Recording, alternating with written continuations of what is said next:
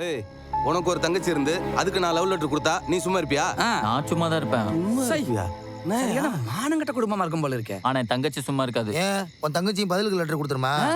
அதெல்லாம் விசில போட்டு விட்டோம்னா பறந்து வந்துடும். ஏன் மாமா, பையனே ஒழுக்கமா வளர்க்கலையே, இவங்க எல்லாம் பொண்ணு எங்க ஒழுங்கா வளர்த்துக்க போறாங்க? இத பாருங்க, தேவையில்லாம எதுவும் பேசாதீங்க.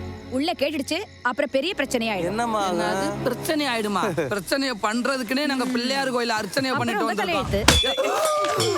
அம்மாடி, எங்க தெரியுதா? நாங்க மானம் கட்டுவாங்கன்னா நீங்க மானமே இல்லாதவங்க. எங்க அண்ணன் ஒரு கார்டு தான் கொடுத்தான். ஆனா உன் தங்கச்சி ஒரு போஸ்ட் ஆபீஸ்ல கொடுத்துருக்கான். உன்னை பார்த்த பின்பு நான் நானாக இல்லையே வினோதினி. உங்க வீட்டு பிள்ளைய விசாரிக்காம எங்க வீட்டுக்கு வந்து கத்திட்டு இருக்கீங்க? அதுவும் ஆம்பளை இல்லாத நேரத்துல. ஷைலு, நான் இருக்கேம்மா. சரி, ஒரே ஒரு ஆம்பளை இருக்கிற நேரத்துல தங்கச்சி சும்மா இருக்கான்னு அவன் சொல்லும் போதே சுதாரிச்சிருக்கணும். வெள்ளை வேட்டு கட்டிட்டு வந்துட்டா எது வேணாலும் பேசலாமா? விடுமா? ஈவ்டீசிங் கேஸ போட்டு எல்லாரையும் உள்ள தள்ளிடுவேன். ஹலோ, நாங்க கிளவி மேடத்துல தானே பேசிக்கிட்டு இருந்தோம். கொஞ்சம் கூட ஈவரக்கம் இல்லாம ஈவ்டீசிங் என்ன சொல்றீங்க? கழுவி கையை பிடிச்சி கேஸ் கொடுத்துட்டு போறாங்க. அதுக்கு யூடிசிங்க பரவாயில்ல. ஆமா ஆமா, வந்துருங்க மாப்பிள்ள.